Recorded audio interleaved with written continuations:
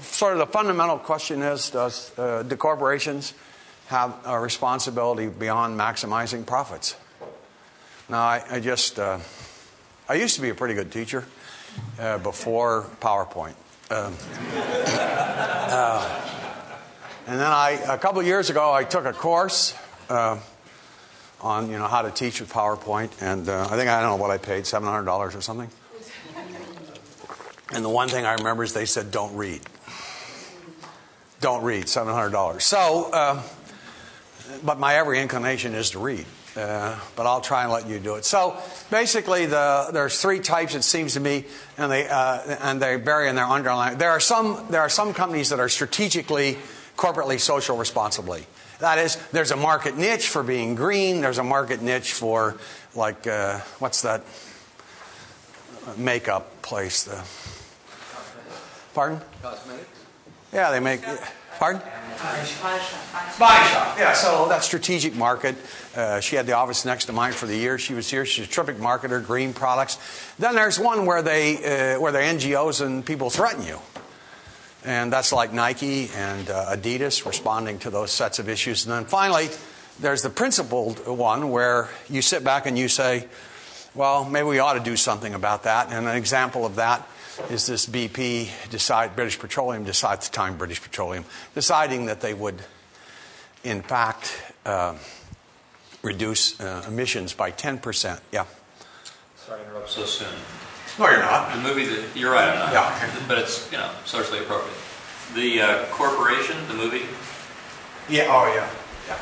Where every Canadian who's anti-capitalist appeared on. I remember that movie. There was a fellow who was the chairman of a company. I'm blanking on what it is. A carpet company. Mm-hmm. Do you know any more about what they've done beyond what you talked about? No, I don't. I thought that was a terrible movie. So and note that in each one of these, it's what matters is the motive that drives the difference. How do I know that John Brown, after the Brent Spar incident in the North Sea, John Brown, president of BP, how do I know he didn't just decide that, if we go green on this, we'll be in a better position, and therefore we'll catch less flack? How do I know it's the difference between this, or is it really the fact that that they're under pressure, or he really believes there's global warming?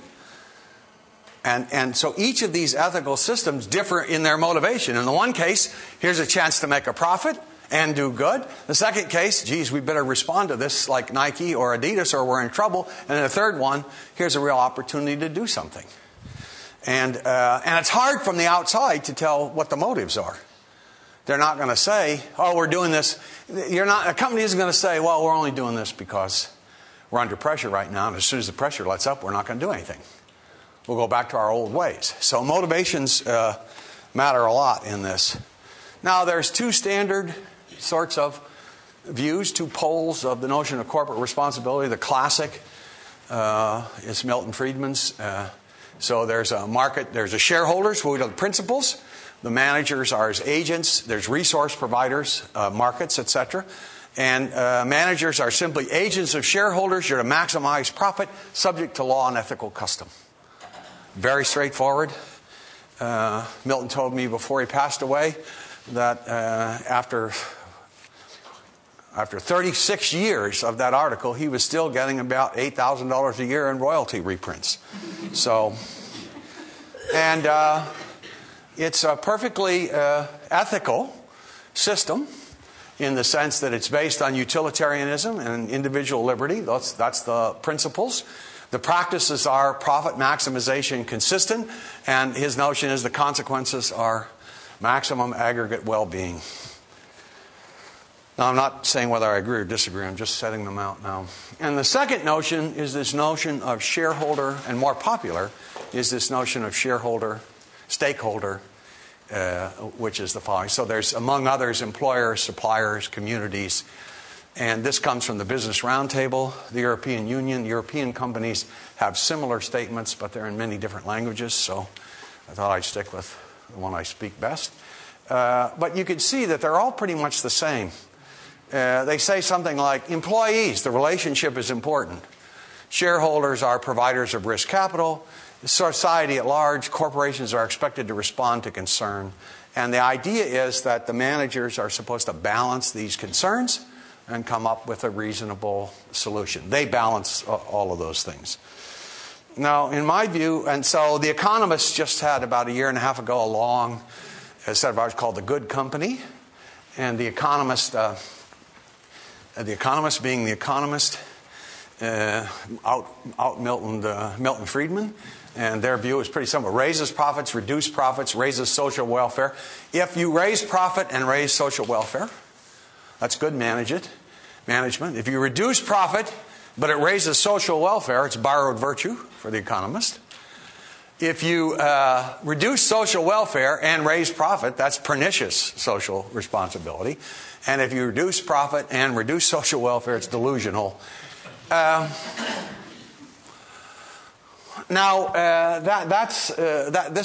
Economist and Friedman are perfectly consistent across this notion. And one of the toughest questions to ask, I had a student ask me, and once in a new ethics class that Daryl Miller and I teach, said, "Well, Professor Brady, how do I tell the difference between bad strategy and corporate social responsibility?"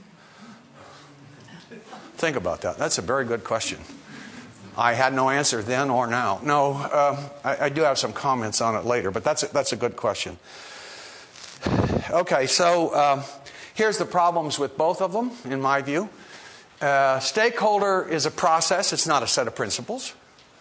It's a process by which you weigh these things and decide. It doesn't say what the principles are.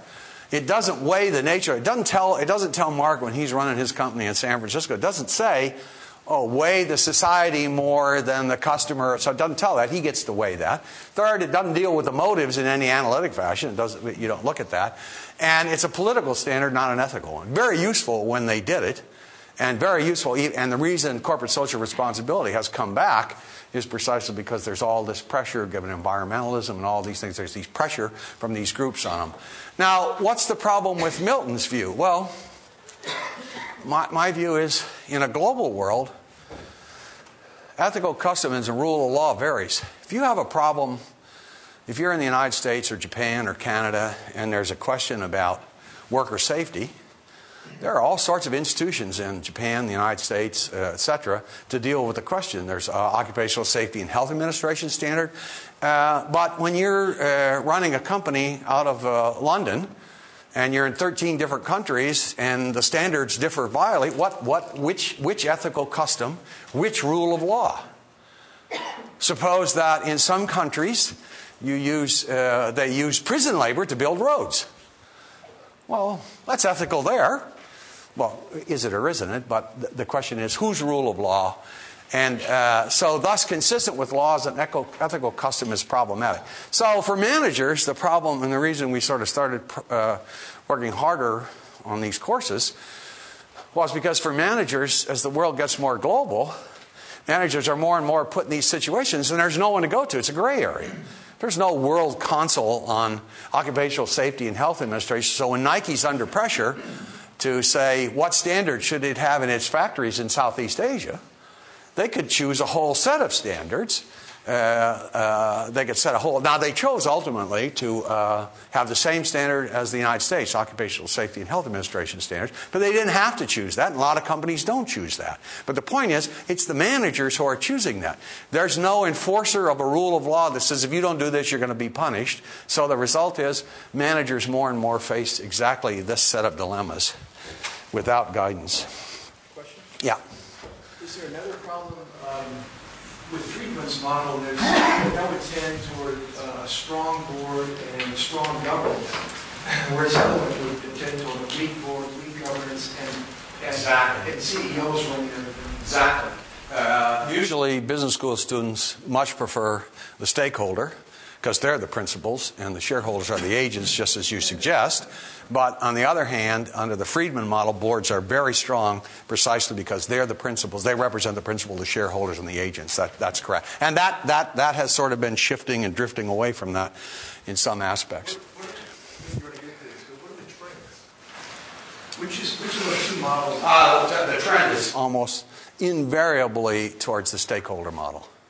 If you look at country by country, the Japanese model in Asia, when they're talking about corporate social responsibility, in part, when they talk about corporate social responsibility in Asia, they're really talking more about corporate governance, etc. How do you set that up? But the movement is towards stakeholder and not towards this view. Now, so the question is then that none of those give you an answer. So the real bite to corporate social responsibility is, what is the ethical system, or how does the manager or the CEO, how does he decide or she decide where the company's going to do and what they're going to do on addition. So we usually teach the formal analytic models of ethics, or utilitarianism, and then Kantian rights, and then distributive justice from John Rawls' famous book on justice, and then Nozick's rebuttal. Now, we usually teach them with a case study and general discussion. So I'm going to give you a case study of a company, and then ask questions, and we'll try and apply it as we move along to the more formal analytic parts.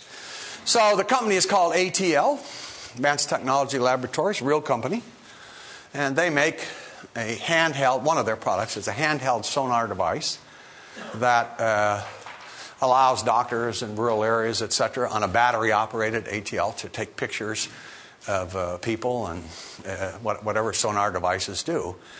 And they find out, so they have this product, perfectly legitimate and good product, works very well, competitive. Then they find out one day, again, literally true, they find out that in their major sales area, rural China and rural India is where they're dominating the market. It turns out that some high percentage of the use of that sonar device is to determine the sex of the children, and then what happens is when they find out it's a daughter, there are abortions that occur. So they use it to sex select. Okay, so the question comes up. Well, now most of my colleagues no longer teach that case, because it's got everything. It's got like abortion rights, fetal rights, women's rights, developing world rights. It's got utilitarianism. One question from a utilitarian perspective is, isn't that an advantage? Because if you don't have the sonar device, what happens when the baby girls are born? Infanticide, which is better. So it's got everything, and people hate to teach it, right? Because students raise their hand and they go, that makes me uncomfortable. And I couldn't care. I mean, my point is, that's what I'm supposed to do. Here at the Stanford Graduate School of Business, 20 years from now, you're going to be running a company, and there'll be some issues that come up, and you can't say, well, that makes me uncomfortable, let's not talk about it. So that's the issue you've got, and as we move along, we'll talk about that. So I'm going to move to, so utilitarianism is the basis of economics. It's out of Bentham, etc., and it's a consequentialist or teleological system, and essentially the rightness of an action is judged by the amount of good it yields.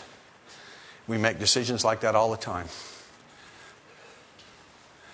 So you take individual preferences, aggregate them over individuals, and you evaluate alternatives that make some people better off and others worse off. And importantly, rights are instrumental. So if you're faced with the question, everybody believes in freedom of speech, right? Everybody also believes that women have a right not to be demeaned in their person, i.e. pornography, etc. So you got two claims about rights, and how do I choose between them? Well, a utilitarian says, okay, if I deny freedom of speech, here's what I believe happens. And on the other hand, if we try and limit pornography, then what happens is you get limitations, James Joyce, and you trade off the alternatives and say which right does more good, which one does less bad, and that's how you make the evaluation, which is not true for rights in the Kantian or European way. So that's the axiom. That's the moral principle. and that's the maximal aggregate utility. And the method is, now this is the way we do cost. If you do a cost benefit of automobiles, this is utilitarianism. We know that can we build an automobile that's absolutely safe? Of course we can. A giant marshmallow that goes about 3 miles an hour and bumps into things, nobody gets hurt. Or a tank, weighs about 40,000 tons, gets no miles to the gallon, you can't get anywhere. But the point is we don't do that. We know that we're going to have accidents. And moreover, we know we're going to have a certain number of accidents, but we're willing to tolerate a certain number of them in order that we can get to San Francisco or wherever we're going in a short amount of time. So the question is, what's the trade-off between maximizing the utility of the vehicle and trying to minimize given that utility? And so you get a cost-benefit curve. That's all it is. We're willing to... And over time, the interesting question is, I'm old enough to know that when cars started, they didn't have seat belts. Over time, we've gotten much more concerned about safety. But when you go into China and look at Chinese automobiles, are they as safe as American cars? Does that mean we value Chinese life less? Because we're willing to sell cars to them that aren't as safe? I'll come back to that. Well, they're willing to buy. That's right. People are willing to buy ATL, those sonar devices. Doctors and others are willing to buy them to do determine the sex of babies and abort females. But the people, as a customer, they're living outside the value system and sort of moral base that guides American life right now. So it's going to be difficult for us to... Okay, so that's one... Yeah, okay. Good. All right, so I won't comment on it later. I'll comment on it now. Essentially, the basics of that are correct. I mean, the reason you could... When you sold automobiles in the United States in the 1940s, they didn't have any of that equipment either. So the question is, given the state of the society at the time, who's in the best position to determine whether it's maximization by our standards or not? And the answer essentially is that it's still a utilitarian calculus, but it has a different base point. Well, the value they derive from having that mobility exceeds the cost of or the downside of not having the safety features the same as it may have at one time in our society or before they existed. I mean, we know what the cost of adding those accoutrements are. Exactly. So they're going to make a trade-off, just as India is about to do with their $2,000 car, right? Yeah, exactly. And note that back here, you just take evaluate it in terms of individual preferences, and then you sort it out. So we often think like that, so you identify actions you can take. We could sell them or not sell them, whatever you could, and then you predict their consequences. You try and say, what's the consequence if we don't blah blah blah, and then that's a technical term. Estimate social costs and benefits, and then you choose the action that maximizes the net benefits. Why might this be objectionable? Well, it's certainly not sensitive to distribution, right? It's not clearly sensitive to rights, and there are sort of practical constraints. I'll come back to some of them. One of the criticisms is that utilitarianism is just self-interest. That's surely not true. So here's a case where everyone's preferences count equally. The preferences of all persons are counted. And so here's a case where the decision maker, me, I prefer alternative A, whatever that is. It gives me 5 utiles. But the point is, I'm absolutely obligated under utilitarianism to choose B because that obviously has the most utility. Okay, so when you make decisions, it's not based on self-interest, it's based on what is the greatest good. Now, here's the problem with Milton's. It's not a problem, because even when he was 93, I hated to talk to him about any of this. He would just tear you to pieces. His IQ was like about 1800. But the argument is that for Milton, when do utilitarianism and self-interest absolutely coincide? And the answer is when all those conditions are present. If you have absolutely efficient markets, no externalities, and if you had a pollution credit trading system that absolutely revealed all issues, then what would happen is you would, self-interest and all actions would be blind. But what if institutions are not in place? And the point about the international world and a business person choosing in China, whether you're going to operate in China, the point, if you think about that, is the institutions are not in place. So you have to make the decision. And that constitutes. So if the institutions aren't in place, then one of two things happens. You do act versus rule utilitarianism.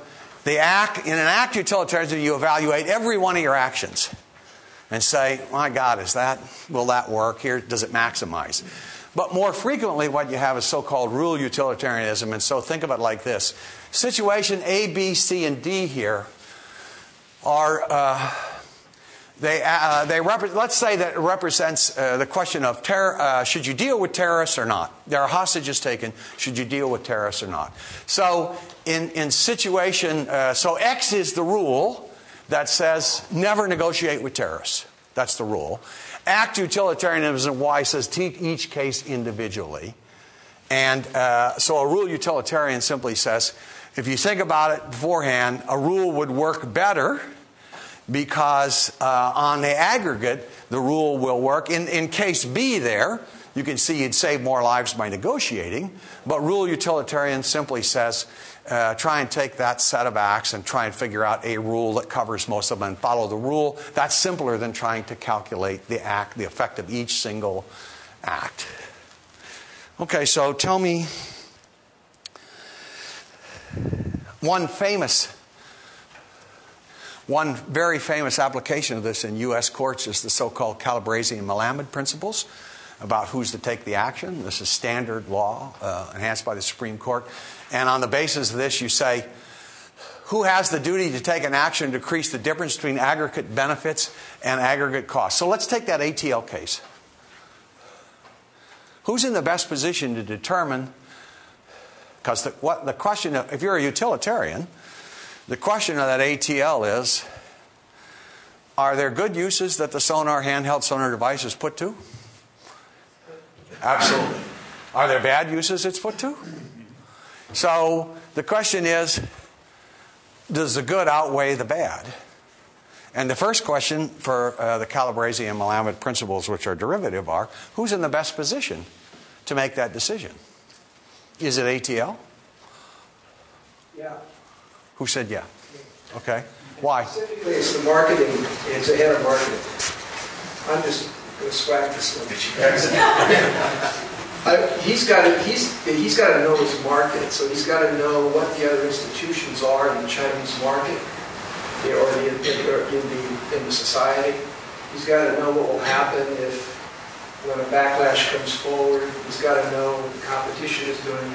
He's got to know if there's even a marketplace to sort this out, what kind of information we flow.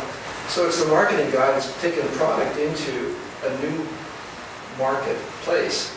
It's actually figure this all out. So well, I think the first thing that management would do would be determine if they can actually differentiate those markets and create a rule set that says I can prevent the sale for the unintended use and enable the sale for the intended use, knowing that a black market will probably develop. But if they make their best efforts and then appeal to local authorities to try and control that black market. But so the logic of that is perfectly clear. You can imagine other cases where the case we usually do this with is the manufacturer of American manufacturer of a low-cost kerosene heater, where the cost of putting a wick and certain safety things on are done in the U.S., but they get a call from the Turkish government that wants to buy 50,000 units to use in the mountains in western Turkey.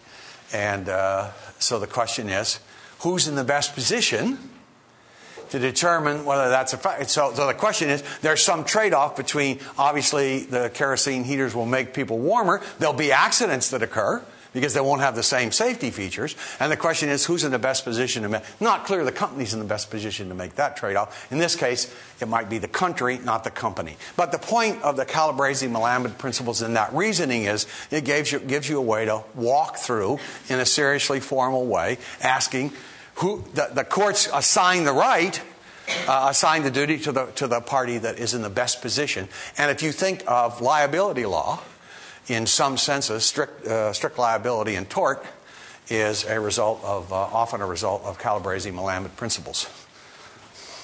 Not to say there aren't some downsides, but that's the reasoning. Can I stop, John? Yeah.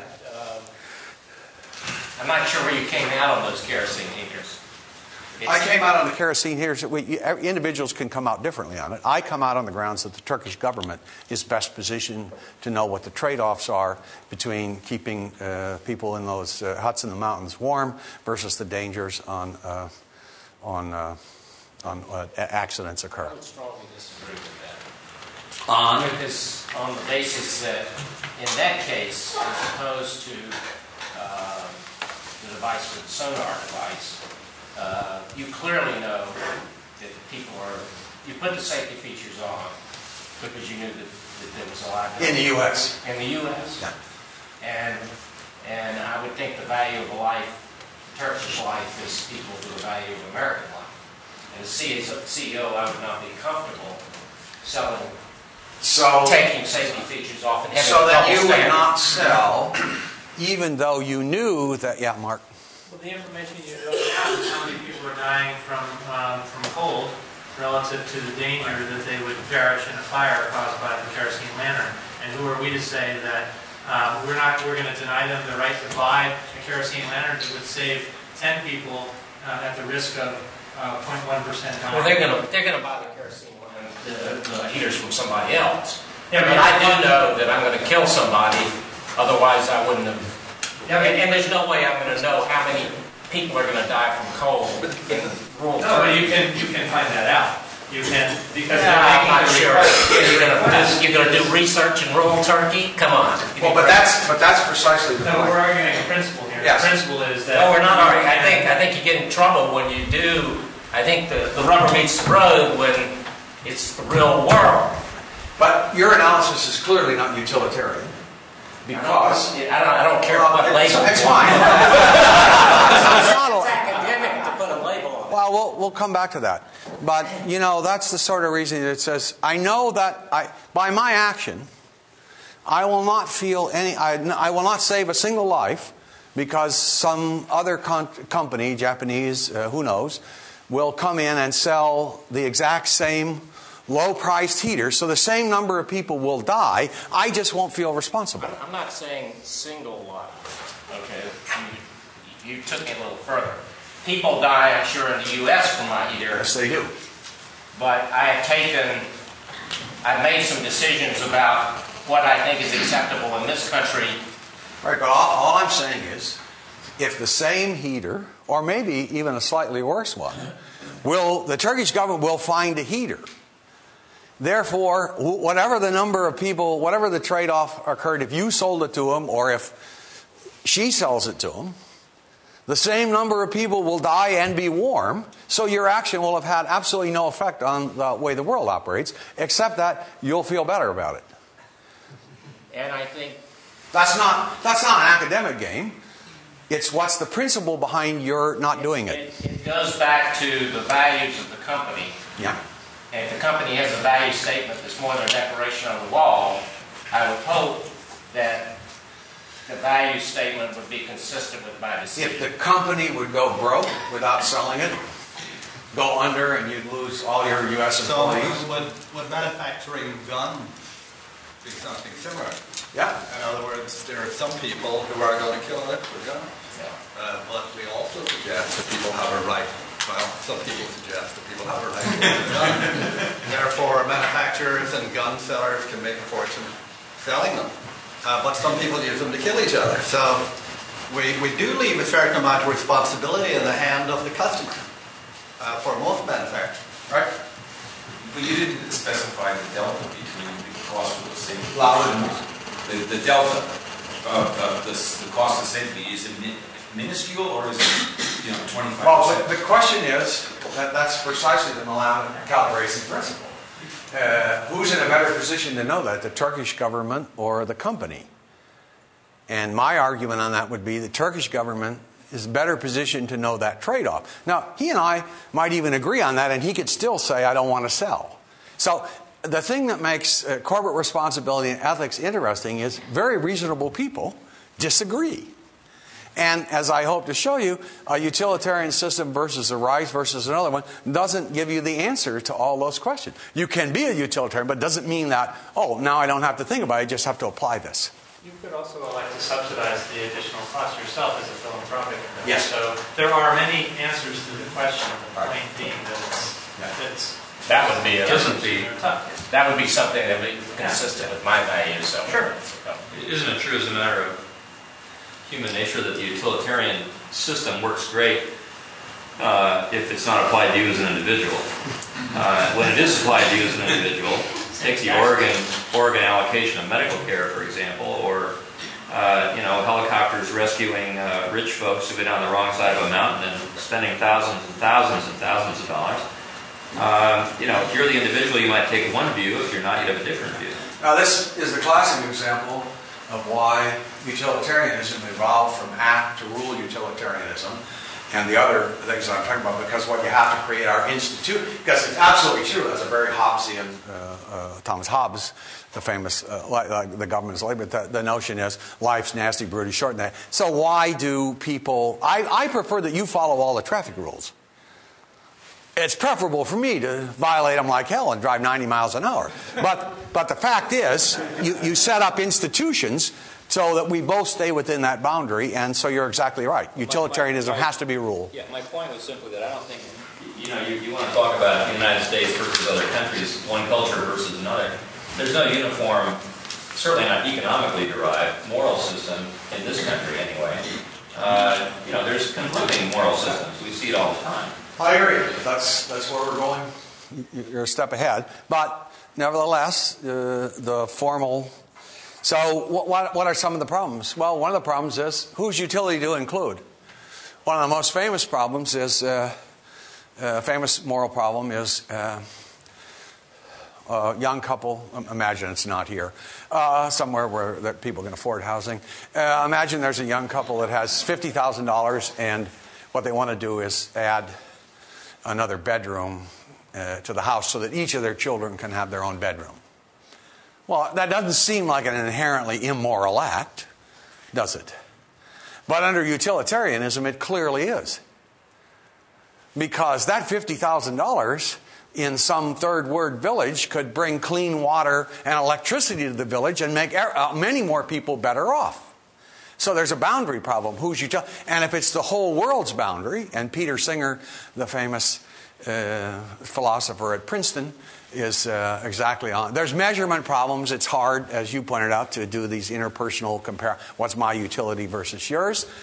Cost versus benefits. And you can see this. Okay. And act utilitarianism can run roughshod. So none of these systems is perfect. Yeah. It's just kind of funny on the radio. This guy from Virginia was saying, well, people are going to vote for Obama because he's going to get out of Iraq. And if we had that $1 billion a day, we could build the railroad system from Dulles to Alexandria. Exactly. So that's, again, a utilitarian sort of argument. All right. So the summary then is, you got it there. So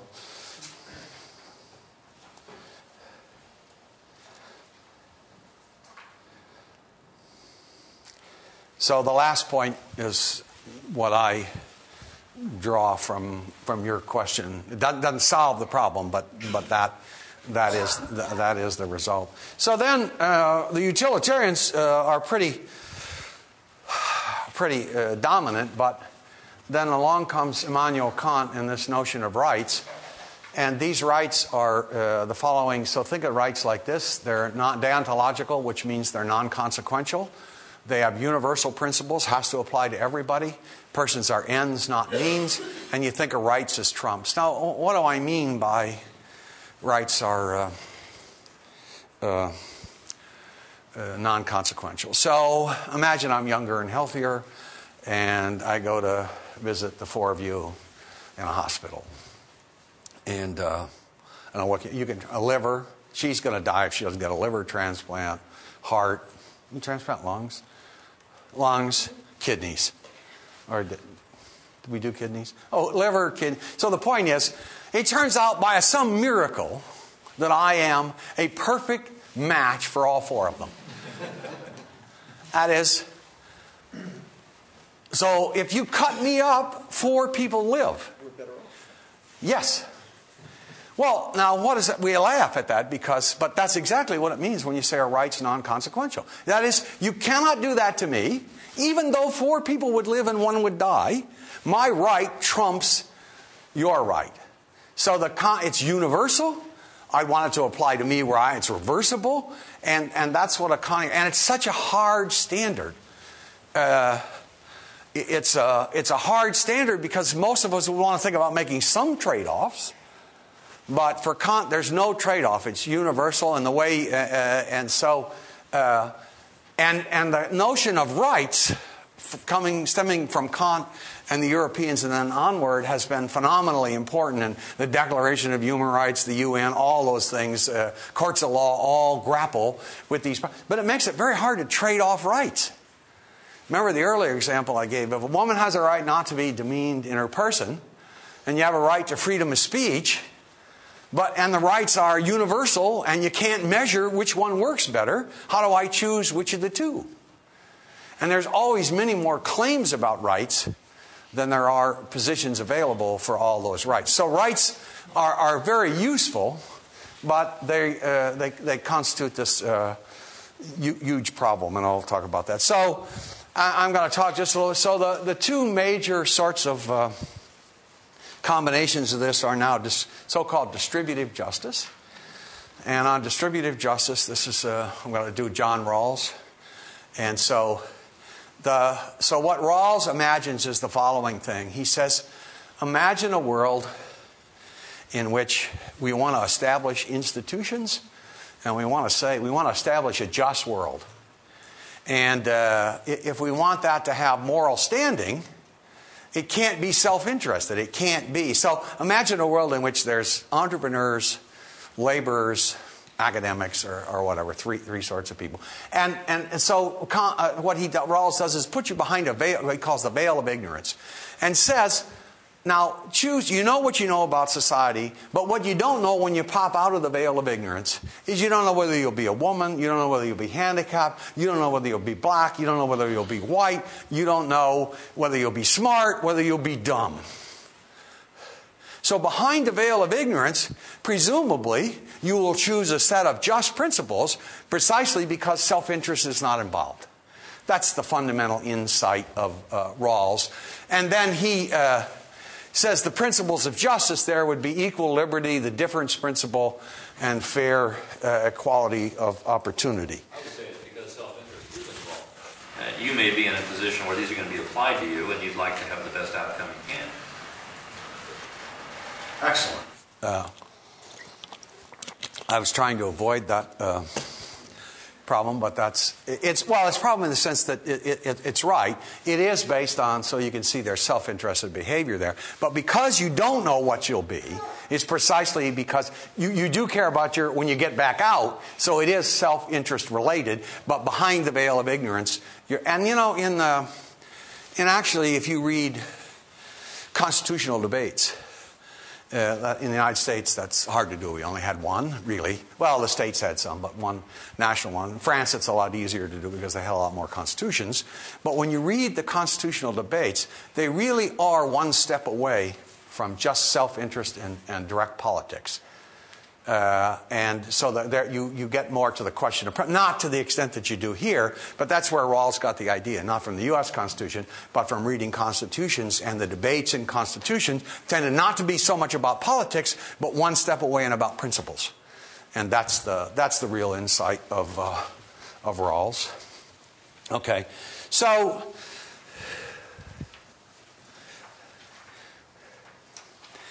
what he really says is, if we look at it as a principle about a country, you'd see that that's why we have redistributive state.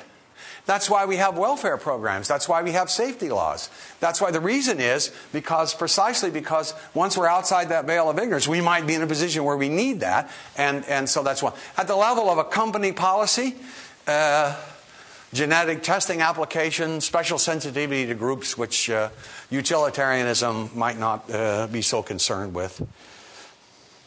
Now, the only thing I want to point out here is Rawls is smart. He understands that there are going to be differences that a company can pay the CEO more than you pay the janitor, because that without that you don't get aggregate well-being. Obviously, people, if you contribute more, you should be able to receive more. The question is how much more.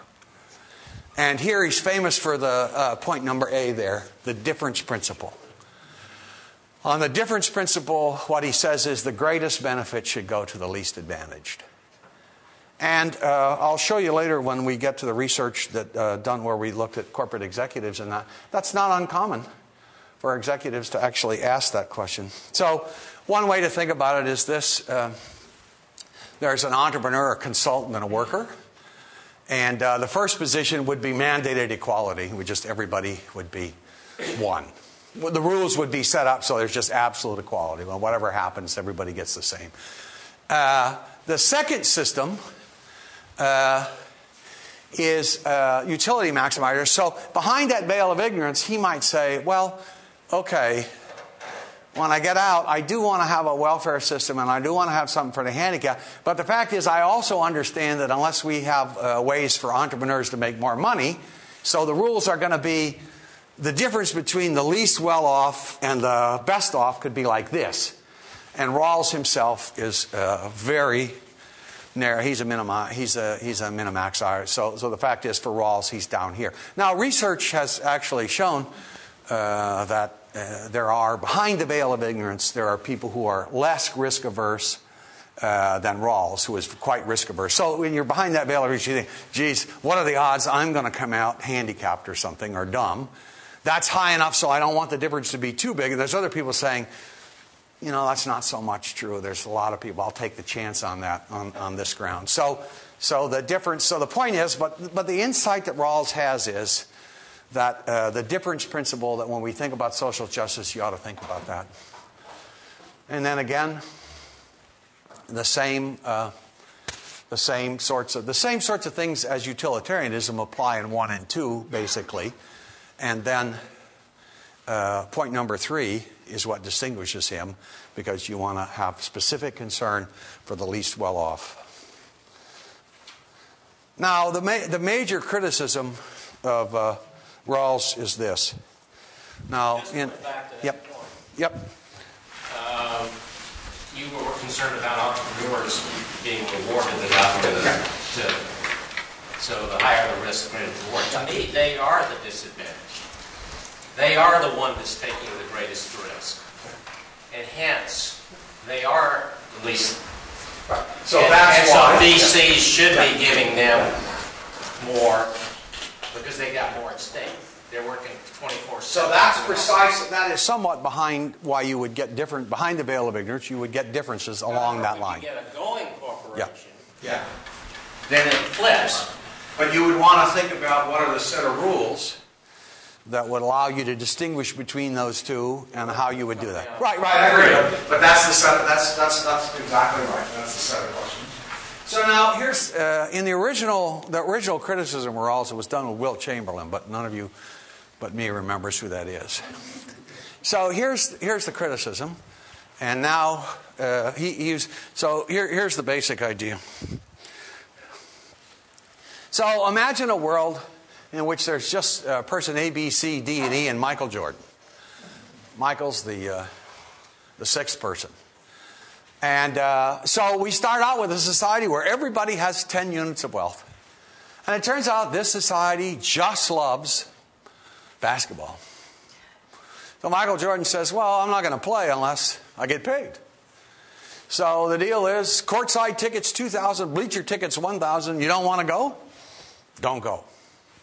So at time 2, A, B, C do such and such. By time 5, on the basis of pure voluntary market transactions, where individuals have said, I value the bleacher seats more than I value the 2,000. The end result is you get a society that is unbelievably unjust, and if it goes out over time, it's going to get even more unjust, because some of these people will go to zero. So, yeah. They are. And that's exactly why Nozick says, this outcome is just And it's just because it's the process of free choices. Everybody had an initial arrangement. And Rawls views the outcome as unjust because the result is unjust because it's inconsistent with the Minimax principle. So that's a great criticism because it says to Rawls, look, don't you want to know how this inequality occurred? And wouldn't it really be the case that if you suddenly redistribute income to everybody tomorrow, so every person in the United States of America had exactly the same amount of money, how many years would it take before you got a distribution that looked pretty much like today's? Does anybody believe it would stay equal forever? Who would get ahead? Well, that's what the institution has, right? You'd like to think it was the smart people that got ahead, the people who worked harder, et cetera, et cetera. But the fact is there'd be redistribution. I think, as I recall, Rawls wasn't against free markets. He just was in favor of institutions that rebalance. Yes. So our analogy, or example here is, we have to lay on the tax system. Right. And the point of the tax system is, but what's unjust about that distribution? Nothing's unjust about this because it is free choice. But I don't know whether this... So why should we tax? Change the model to the availability of gambling and then say, in fact, I'm preying on someone's addiction. You could say I'm preying on someone's addiction to basketball here. And so there is something behind the veil here, and that is that some of these people are pathologically inclined to spend more than they should to get their seat. But you have to start making assumptions like that. Right. In order to do the redistribution. Now, the real point is, of course, governments are constantly, once we're in the system, governments are constantly going to be doing these redistributions, and they're never going to get it right because there's always going to be a set of free market transactions that distort it again, and then they're going to have to mess with it again. So, but the point of this is, what's the problem with Nozick? It's a great criticism. Well, any such slice that he picks is pretty arbitrary. It's hard to believe that the difference in African American incomes and white income in the United States is not precisely the result of past injustice. And same with women, lesser extent. But the point is, given that injustice, you never meet Nozick's criteria that it's all justly distributed. And then he does have he does admit in one chapter that, this problem of justice where it's due, we got some justice, that's a hard problem. And then he spent the next 35 years avoiding ever trying to answer it. It's also a lowest common denominator. Yes, that problem. And we develop other institutions to deal with that. Like welfare. All right, exactly. So, exactly. True. So this is you can look at that. That's pretty straightforward given what I've done. But now, the problem with rights and this notion of motives is companies are always going to be sort of under pressure because somebody will always say bribery is extortion. I mean, in some cases, you know that in order to do business in a certain country, you have to make some payments to officials. Doesn't mean you get the contract. It just means if you want to play in the game, right? That's an extortion bribery difference. Profits can always be claimed to be excessive. So take the example that Mark and you used on the notion of the company. Now, you both said, you might take no profit or do it if we put this safety feature in. You'd both be compatible with doing that, right? Well, so a company can always say if you didn't do it, even then they could say to you, well, your profits are still excessive. Living wages can always be preferred over market. You could always do more. The causal order will always be disputed and so on. So there's never going to be an answer to this question of corporate responsibility. And so in the remaining time, I'm going to try and do two things. Show how ethics has to drive CSR and talk about the formal challenges to the challenges to formal ethics from psychology and how people operate in the real world. So there's the analytical that I've just gone through. There's also a positive part to this ethics. So the question is, given that you know what the world is and people have certain moral reaction, a company might think about, imagine the case of the company thinking about the Turkish, whether you'd sell this stuff. You might make a calculation for your company to say, gee, if we do this, and there's a bunch of people die over there, we're going to get blamed and we're going to be in trouble. So the notion that that you understand where NGOs are coming from and where various interests are, you can use this in a positive way to say, can we anticipate that such a claim would come and how shall we deal with it? So there's a positive aspect to it. But the most important ones, to me at least, are these two. What should you do and how should you think about it? And here, pretty straightforward. You generate alternatives and you think about that. You have to think about the ethics in the screening part, because if you just use the ethics after the fact, you can justify anything. Then in the second part, you're simply doing this calculation about what will happen, and then you're implementing the strategy. And now, so for ATL, let's just take ATL in this case, so you can see, are they doing anything contrary to law? So we're back to that little company that sells the sonar. They're not. Are they doing anything contrary to company policy? Well, it depends. Not at this point. It depends. Okay. Because I don't know, I hope you weren't the author of the article in Social Responsibility and Innovations in the last issue. No. That talked about guidance for ethical decisions. Yeah. I don't know if you read that article or not. I did. I was very disappointed in that article because it was kind of a CYA. Here's what you do so you don't get into trouble. Yeah. Which, coming out of that magazine, disappointed me. I've been CEO, risk management. I've been on boards, I've been chair boards and things, and I believe that companies need to have value statements that are more the declarations on the walls. Company policy, where's the value statement in this analysis? So that would come in sort of under the notion of ethical consensus. But it's hard to imagine ATL, a handheld sonar outfit, who actually is thinking about, God, this is going to be great for rural areas because for the first time we're going to be back in those rural areas all around the world, and doctors are going to be able to diagnose diseases and cure people that they never cured before. Now, hard to believe there would be a policy that would say, oh my God, they're using this for... No, but I think the most value statements that aren't declarations that do talk about some guidance in this. What would such a value state, what would the guiding principle be on something like ATL? Certainly it's not as bad as Google's what's there, do no evil or do no harm or whatever it is. Which is brilliant given China. Well, it is a medical device, yeah. And the medical community does have the Hippocratic. Yeah, Hippocratic law. Well, some do, some don't. Yeah. Hippocratic, thank you. It is Hippocratic.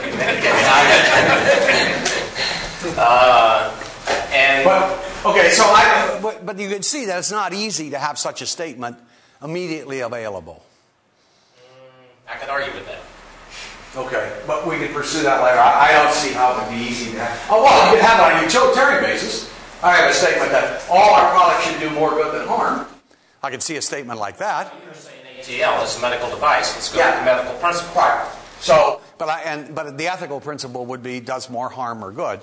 But if Oral Roberts were the primary owner of your company, then you could have a value statement that said we absolutely do not support abortion in any form.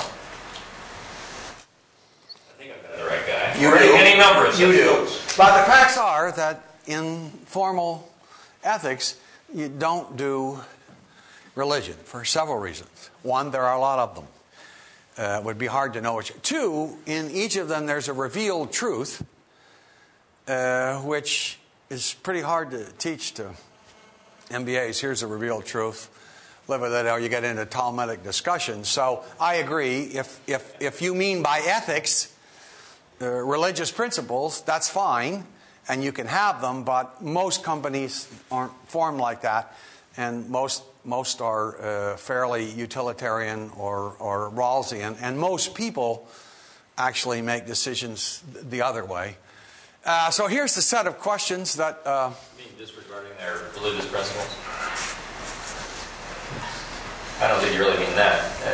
Maybe it's a good argument for corporations. I was trying to skate over that, but that's all right. What I have, I guess what... I have a real problem. I mean, I'm a graduate to Stanford Business School, but I have a real problem with this business school and with other business schools today that they don't.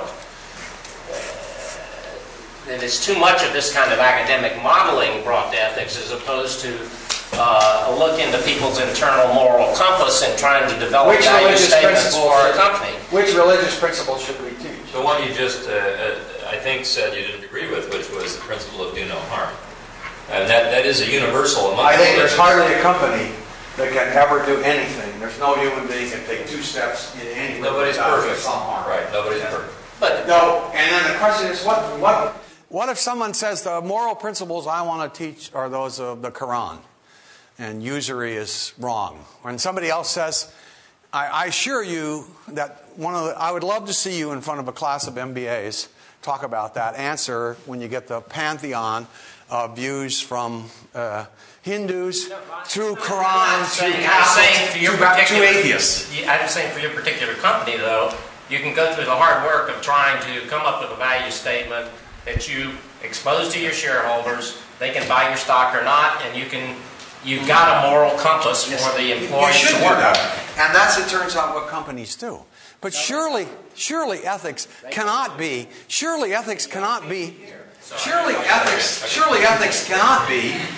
3,872 different CEOs choosing their own standards, and the standard would be, a man's got to do what a man's got to do, or I couldn't look myself in the mirror. That may be okay. That may be okay for some, but ethics, if it doesn't have some universality, can. Look, ATL could have a statement that says we save lives or we improve the quality of lives.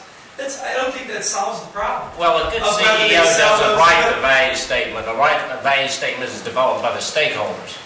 Well, I'm just saying, I don't think having that would solve the problem. And what you'd have to you're not going to have a company policy that solves that problem. You may look for guidance from what your company stands for, quote unquote, but you still got to find a way to solve the problem. Do I do it or not? Right. It's not going to be sitting in the company policy, do it or don't do it. Yeah, well, but your value statement becomes the moral compass for the company. Mark? That's what You HR seem says. to be assuming that there's some absolute moral compass, and I think that... No, I'm not saying that. He said that. I'm not. Who said that? He said that. Oh, I don't think he actually said that. Hey, those are my principles, and if you don't agree with them, I've got others. It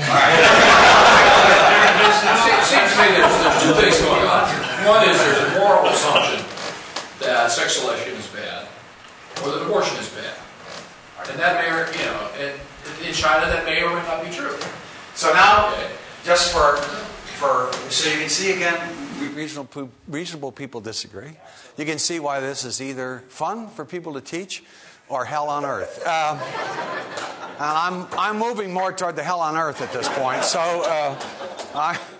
I'm going to move on. So for good reason. So I got about 100 slides to go. So well, I'm not going to finish. So. Look, here's the point about consequentialism. If you think about this, what could ATL do? And there are questions. How should the consequences be evaluated? Should culture and local practices, your question, be taken as given?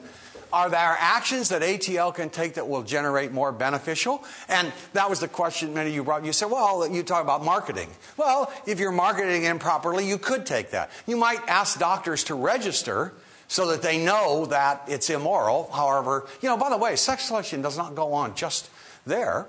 What I usually show when I do the case is San Jose and San Francisco and LA. I show these little ads where doctors advertise that they got ways to figure out and da-da-da-da. Cleverly done, but...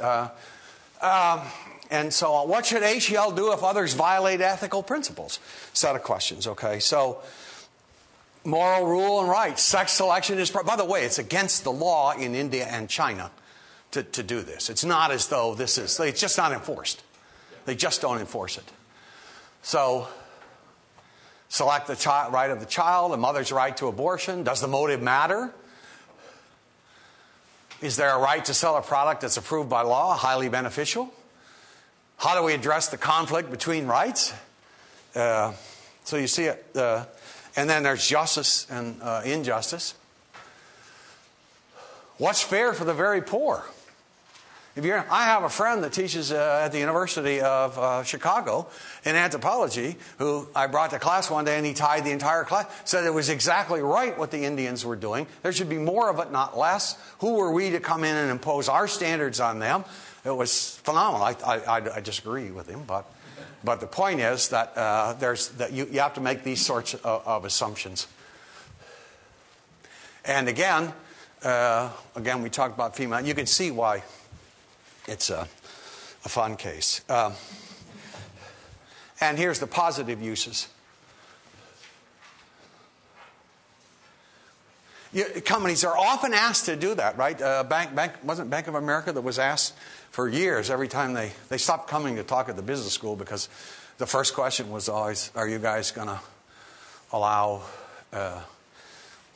same-sex partners insurance rights, etc. So there's this whole set of issues that matter from the perspective of, if we do this, can we make some prediction about we'll get in trouble? And again, another set of questions which So it turns out that all of this formal ethics is under some challenge now, and partly for what you said. But it turns out, interestingly, that people have never heard of these dilemmas, these moral dilemmas before. Everyone's sort of getting on the bandwagon. Neuroscientists have used brain imaging techniques to see which parts of the brain light up when people reason about such problems. Psychologists have conducted web-based surveys to monitor the intuition of hundreds of thousands of people from different countries. Scientists around the world are exploring how we reason about right and wrong, looking not only at the usual pool of undergraduates, but also at specialized populations like hunter-gatherers. And there's a rich body of work in behavioral economics and in psychology that says this is problematic. Let me give you some examples of that. Turns out that if you're standing outside a bakery with the smell of fresh bread in the air, you are more likely to help a stranger than if you are standing outside a neutral-smelling dry goods store. If someone drops papers outside a phone booth, you'll be more willing to help if you have just found a dime in the coin return slot than if you didn't. And it turns out that if you read words and sentences like honor and respect, now here's this experiment. They give you these little five-sentence things to complete. And the only words you can complete them sensibly with are honor, respect, blah, and the other are impatient, da-da-da-da.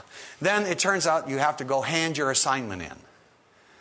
And it's set up so that the person to whom you're handing the assignment in is talking with someone else. And if you just read the sentences that said honor, respect, you will wait forever. Whereas if you were the one that did the experiments that said like obnoxious, bluntly, less than 2 minutes you're saying, hey, take this.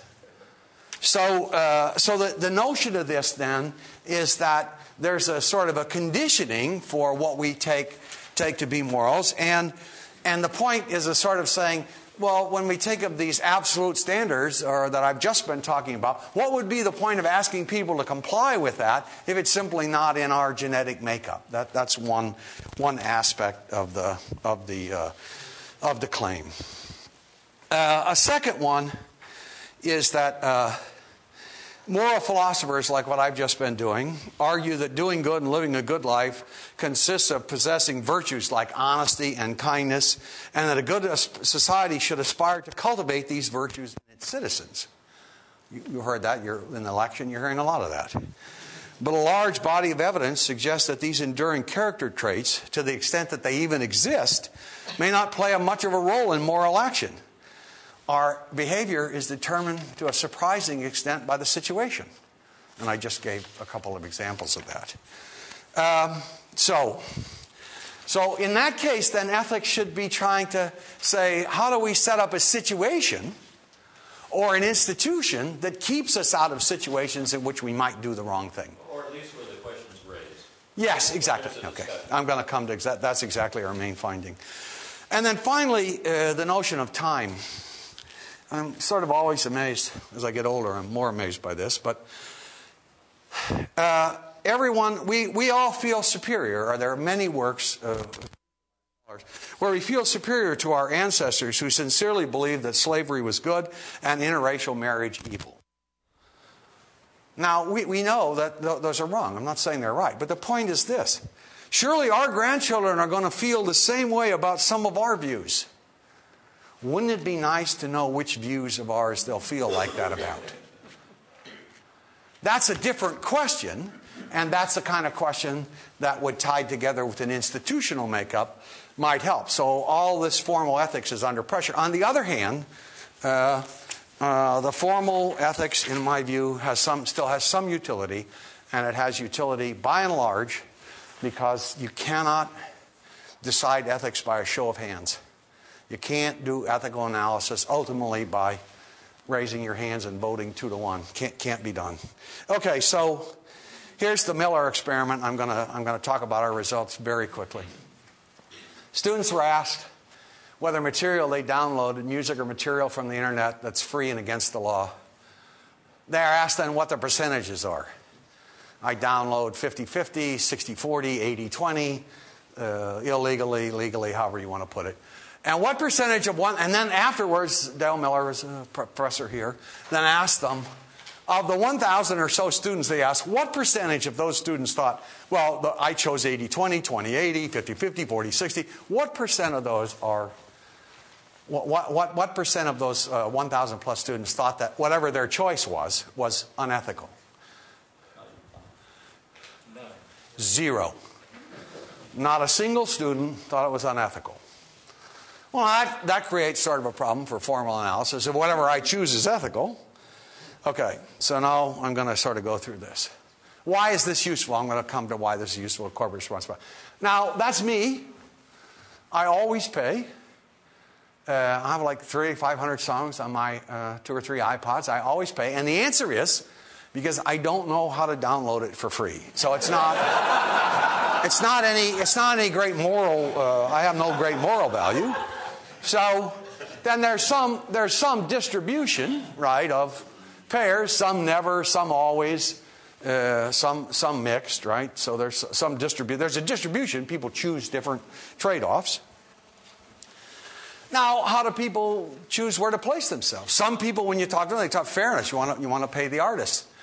Like me, I don't know how to freeload. Guilt, you could have a childhood like mine. Law, risk of. I tell you, when the companies started to come in and put pressure on the universities to download illegal downloads at Stanford, dropped dramatically. Community norms, you do what others do, and it turns out that's true. So, ethical systems. So that's the bottom line where they choose. So there could be countries where there's George Washington couldn't lie or cheat, country A where they always do. So cultural norms matter. And here's an example. Bob Jones University always pays. Texas A&M never. And at Stanford, they're out golfing and never pay. Well, so in the same sense that we're thinking about how much we're going to download, our conversations with so what we started to do is we started to bring CEOs out and talk to them about, how do you decide this stuff? And like Mark has come and taught in our course several times. What we get is that what we came up was they're making trade-offs in the same way. I mean, it's not the same way, but they're making trade-offs about where do we draw the line? We're going to do this, but we're not. We're going to, like Mark's company, for example, does some business in China, but on the other hand, maintains manufacturing in San Francisco. So the decision, how they come to do this is they look at the world and they got to choose somewhere where they're going to be. And so that was sort of the utility of us starting to do this. And, how do they choose to be socially? There's a lot of reasons, right? Legal reasons, tax incentives, there's a market niche, you're under duress from NGO, self-regulation. eBay is a very interesting company on that dimension because they spend a tremendous amount of time trying to figure out how, in a world where I'm selling a product to somebody I've never seen, they create those communities. And the reason is they want to make sure that the government doesn't come in and regulate it. So they spend a tremendous amount of time creating those communities where you self-regulate. And then CEO initiative. For some reason, the CEO, a lot of these companies came in, the CEO said, this is the way I want to run the company, and while I'm running it, this is what we're going to do. Here's the set of standards, and you follow them, you follow them, and you don't follow them, you're out. So, pure ethical reasoning, a good example of that is a company that really tried to do that was Levi Strauss. And with Levi Strauss, they for a long time stayed out of China. And tried to produce in the United States, and they really did go through quite a reasoning process. Well, you don't have on that list what the competition's doing, what everybody else is doing. That should be. This is not supposed to be a complete list. That's why I hear a lot. Yeah, no, I agree, and that comes up all the time. They're doing why how can I do it? I can't compete without it. And so this just says, look, there's a degree of variance. Within the company, there's variance. So as they spread, as you see company A, B, and C, they position themselves. There's a degree of spread. Within the company, there's disagreements about where we ought to be here.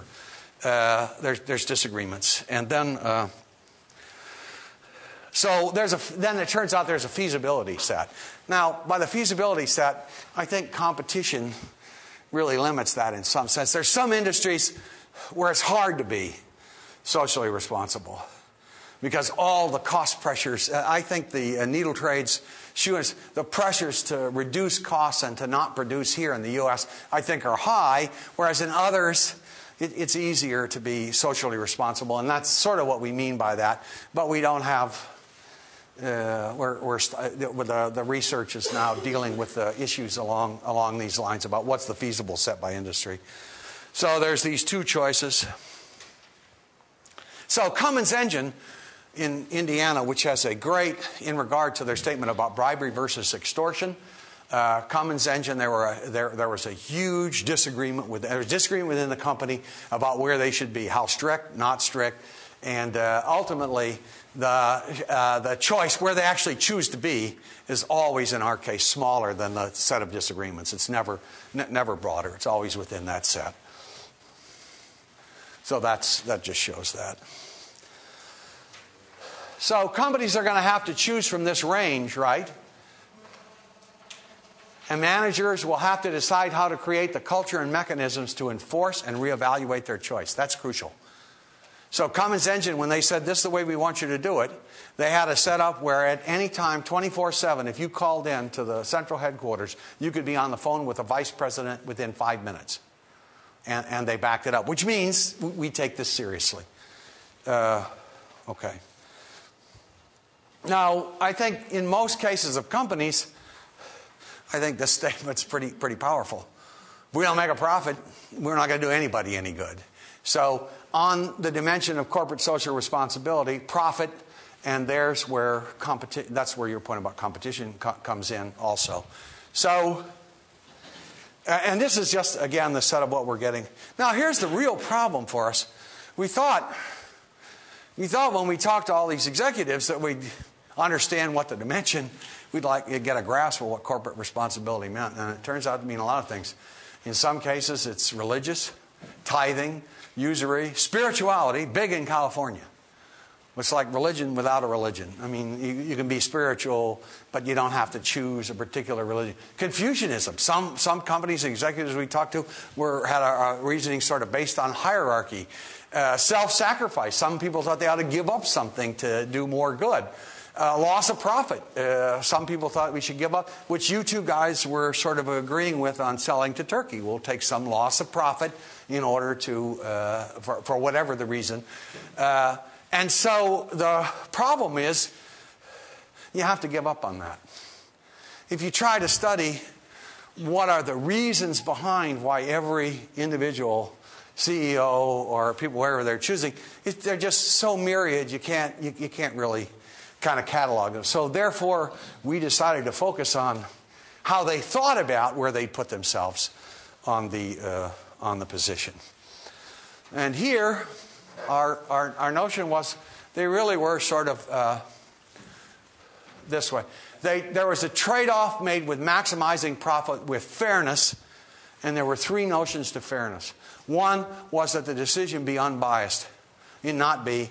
this is going to benefit me, or it's going to benefit her, or it's going to benefit this set of individuals. B, reciprocity. That is the notion that if I treat people fairly, I expect to be treated fairly. That was a critical component. And the third was this notion of justice, where people actually worried about, if we do this, what's the worst effect? That turned out in international business to be most important. People who are in international businesses worried about that dimension more than what about indigenous peoples here? If we do this, what will the effect of that be? And so I think, in my view, Nike pre-2000 and post-2000 is an entirely different company, where they built these things in. And one of the case studies we spent a lot of time on is Nike and how they responded. And then BP, I actually think BP, after years of arguing with John Brown, I actually think that the reason they decided to reduce emissions by 10% was because he believed in global warming and thought it was the right thing to do. So, but again, that's hard, and reasonable people could say that's not why he did it, but that's my guess. And where do Ben and Jerry's fit in? I'll kind of leave that. Now, here's what I want to do. There's a famous economic work, and I'm going to conclude with this. It's voice exit loyalty. So when we asked how does a company... So how do they, once they've chosen wherever it is they've chosen to be on this dimension, how do they maintain that? If 80-20, if you're toward the 60-40 toward the corporate social responsibility side, like Dale Miller's experiment, why next year couldn't you be 55-45?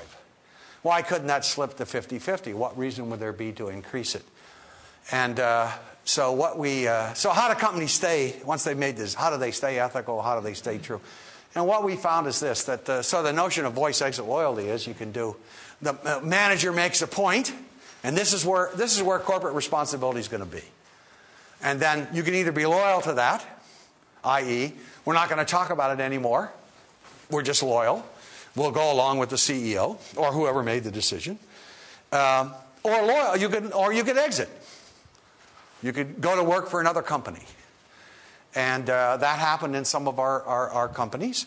But the companies that seemed to do best had some notion of this voice over both compliance and evaluation. That is, they let their employees, pretty far down the line, have serious discussions about what the company should do, why it should do it. So the issue was never dead. Just because Mark decides that we're going to do this much in San Francisco, it didn't mean that the employees couldn't keep coming into him and saying, well, shouldn't we really have more workers here and less? There was a way in which sometimes that was set up by an institution. But the essential notion was there was voice. Employees had voice, and they felt they had a buy-in into what the company was doing. And that also meant the company informed them about what they were doing.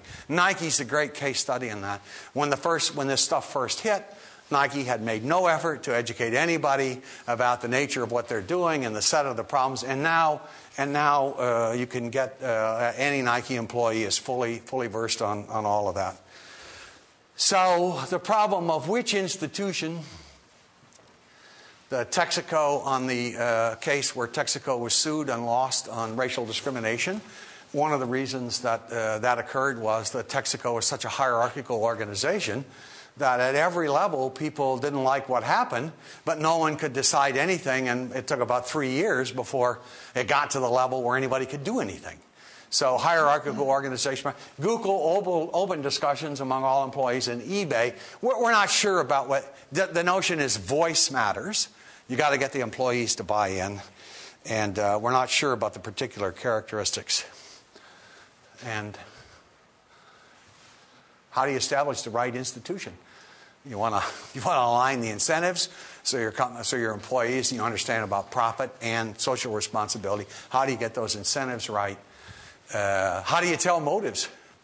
And that's really problematic, because now my view is Nike has changed as a company. And what will happen when Phil Knight really doesn't have much to do with the company anymore? You can imagine a world in which it flops back to its old way if pressure drops off. Or you can imagine they've set up a set of institutions that will keep them on their present track and getting and doing more. But that's a very hard question to determine how it works, whether they've got the right set of institutions to bring that about. But that's a question that we can actually give some sort of an answer to. So, and we hope that the second one is true. I think the key that we're coming to is that the different institutions have to give rise to voice. If they give rise to voice among employees, and that doesn't mean all employees in some cases. Some cases it can mean the management.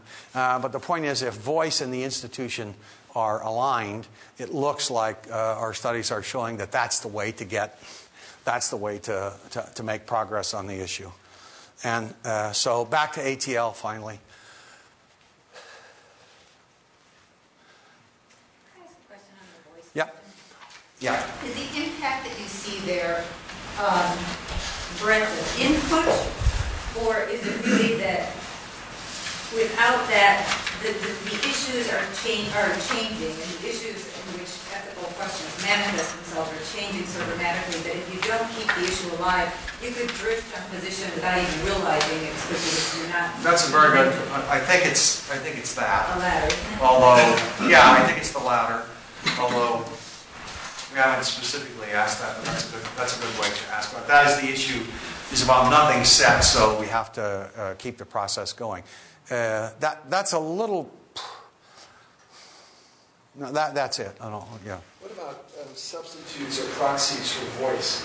Substitutes or what? Substitutes or proxies for voice. Some companies seem to drift not just because of a strong vocal leader, but something else is going on. I'm just wondering. There used to be your professional standards, that people came in with sort of, they've got MIT Stanford or Stanford, or I'm a certified public accountant, or I'm a professional engineer. Some of these other things came in and brought their own sort of voice. Is that fair? I think that was easier in a non-globalized world because as people came up, and the people you hired had pretty much American values or French values or whatever. But as companies get more global and companies are influenced by more of these aspects, you have a real diversity of views and standards across that, and that makes the manager's job that much more difficult. Now, could you establish institutions within a firm to deal with it by proxy? I think so. But again, look, we're not ahead of the curve on this. We're behind. I mean, people in the world are doing that. Many of you are making decisions about which way your company's going to go and how you're doing it. And we're trying to catch up. It's sort of like the study of political parties. Lord Bolingbroke, about 350 years ago, was the only one that was ever ahead of the process. We're figuring out how they operate afterward. Yes? Credibility for management. So I think isn't voice more about retaining credibility for management? So things change, views change, business situations change, the world changes. If we set a very narrow set of ethical boundaries for our company, and then management's things have changed, they're outside of that. That's a very good point. Surely, I agree, it's a good point, but it's surely contingent on the type of company, right? A company that's a global country. The more countries it operates in, the more that's true, I would think. Although we don't know. One of the variables we have is size of company, so that's a very good point. But I would think that the smaller the size, the less true it would be. It would never be false, but it would be probably less true because the set of issues that it faces won't be as dramatic. I like the concept of voice very much, and I'm going to go back to my value issue. I think in terms of for an individual makes decision based on their internal moral compass, however it's developed, I would respectively suggest, Professor Brady, that a study, it might be a good study to look at companies that do have value statements. We do have and how they reference those value statements. Because to me, if you use voice in the context of a company that has a well-developed and well-communicated value system, that value statement becomes the moral competence of which the voice discussion takes place around. And I've been involved in international business, and know that, you know, the difference, the tremendous differences around the world. Well, there have to but be that value constraints statement has been very helpful. So there have to be constraints on, so that feasibility set, or you know where you are, there has to be some constraints on where you can't. The debate can't be totally unlimited. You can't, you know, Mark. You guys can't have guys in your office every day saying we ought to do this ethically. They got to do their job. So there have to be both time and value constraints. I think there are a couple of constraints Yeah. around it. I think Yes. people's personnel reviews and development assessments should have a component associated with how well they align themselves with the value statement, for example. And I think as issues come up, just as any other business decision, if managers can't agree on, within the concepts of the value statement, on what the action is, they escalate it up. And then ultimately a decision is made. But in the context of voice and a value statement. Okay, that makes sense to me. And we do have a coding scheme over some 300 companies on trying to figure out how well delineated the value statement is. If they have one, then how delineated is it? Yeah. But I think business schools need to teach that concept. That's what we're trying to do. As opposed to a CYA approach like that, social responsibility and innovation. Well, what I find interesting in my experience is how valuable teaching ethics is, because so many people don't understand the ethical implications of decisions, and not because they're Machiavellian, but because they just don't. They've never encountered the situation. They've not contemplated all of the unintended consequences of an action they might take, which seem perfectly on the surface to be normal, it's not ethical, but they don't go down this path, and it's only because people who study it and apply it to business and learn those things, and then can teach them to the employees that are younger or less experienced. It's fascinating to me, the issues that I see in business. Or to me, it's like, don't you realize that that's the most immoral, unethical thing you could possibly do? No, it never would have occurred to me. But I think this kind of analysis, with my apologies for this statement, It's okay. fuzzes it I've up. got tenure. I think it fuzzes it up. I think it's simpler. I think it's like you're saying. It's like the model that I'm But I think it's prescribing. fundamental to understanding the process. So it's a foundation. Yeah, but what I do on Monday morning, kind of. I think it's interesting. I spent the last 10 years in venture-backed startups primarily. I'm now at a public $300 million company, so still pretty small. And I find the dominant reasoning is it legal and will we make money? And I don't see this frontier at all in that environment, at all. I mean, people don't even think that, and I see a lot of squirrely stuff going on. So Is it legal? Is a very great. yeah, but in the that's precisely look.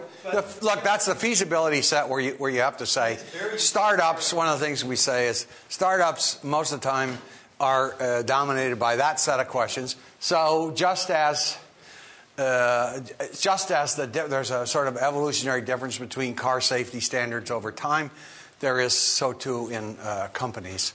And our initial finding is that startups, if they have a value statement, it is amazingly simple-minded. Do no harm. It is not very spelled out. As companies get bigger and deal with more issues, they begin to sort of spell out the value statement. Either they spell it out as a value statement, or when you interview the management, they know that you can see that, oh yeah, this is nuanced. I think, in my experience, it has to come from the top. If the leader doesn't walk the talk, it doesn't work. Leadership matters a great deal in this. Now I'm concluding with this. What happened? You got last one. I'd like to disagree with something he said. He said that it's simple, and values are simple, and I completely take the opposite point. Values are complex, and I would overlay that with the development of a company. Startups are simple. Their values are simple. As a company develops, a company's values can then develop. We as human beings develop our values as we grow as human beings. I think there's a That's not what my wife and daughter say about me. So I'm going to let you two guys conclude this at the thing, but I want to conclude with the ATL. So look at what ATL did. They became the wholly owned subsidiary of Philips. They spun off Sonosite as an independent public company, which specializes in handheld units, which sells through distributors in India and China, expects to compete with CART units. And what are the motives for reorganization? Do motives matter? And my answer is, what the company did was say, we make a perfectly good product, I can't endanger the whole company with this little product, so we're spinning it off. So if there is we still believe the company does more good than harm, but by spinning it off, we don't ruin everything. It's just this little bit over here. If that was their motive, then you'd have to say, well, that has an ethical reason, it's a reasonable basis. But if the motive is, well, I don't care about those people, I don't want to think about it at all, just sell the goddamn thing, take the money, well, motives matter, and they're not easy to get at. So you can see what fun it is to teach this course. It actually is fun. Thanks.